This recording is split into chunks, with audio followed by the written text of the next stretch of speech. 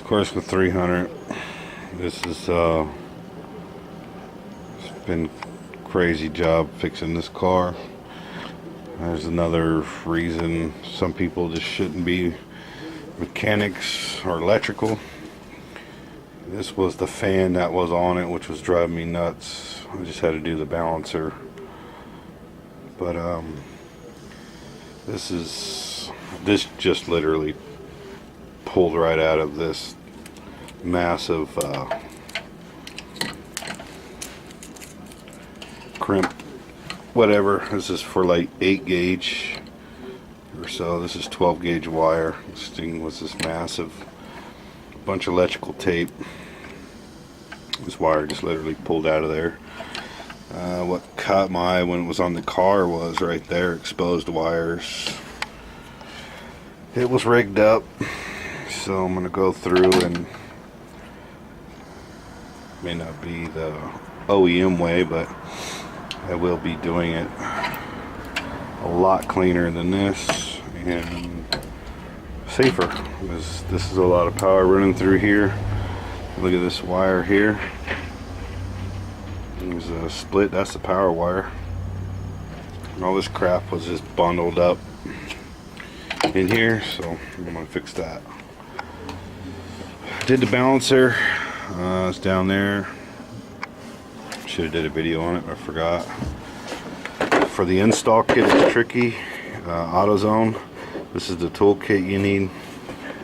Don't get the standard balancer installer kit. It's not going to work. This is called the long reach for a reason, because you have to run this 14 1.5 1.5 with this piece. Makes it real easy, because it has to go into the crank to about here, so before the threads start hitting. Well, not here, but it goes in about 2.5 inches before the threads start in the crank. So I didn't find anything on YouTube about it. This tool's the only place I found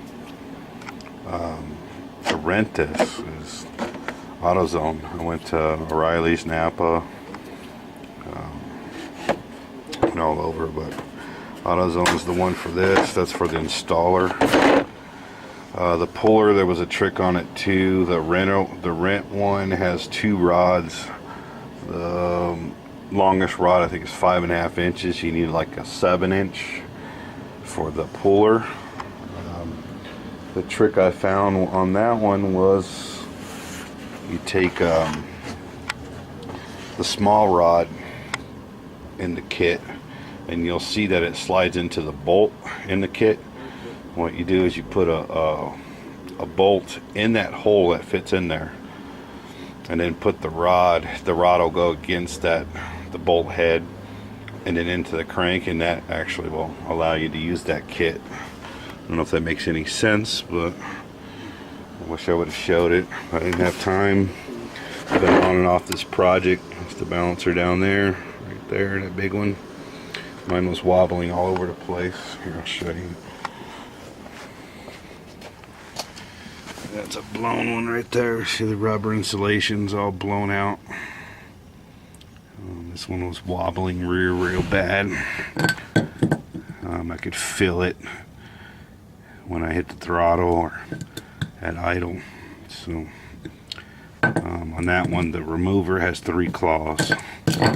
There's notches right here where it goes.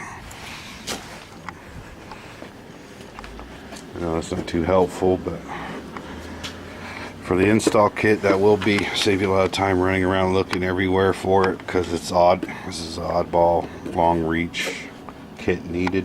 So other than that, to get the bolt off, all I did was take a crowbar through one of the spokes on the balancer that I just showed you over there. I stuck the crowbar through there and pushed it as far as I can get until it caught on to part of the engine block, and then that was able to get the nut free. I think it's only 130 foot-pounds of torque, so it's not that much, and the bolts, like mine, came out pretty easy, but there it is there. Let me get working on this fan. I got it all done. Some of the old shady wiring with bad connectors. Rerouted it back over here through there.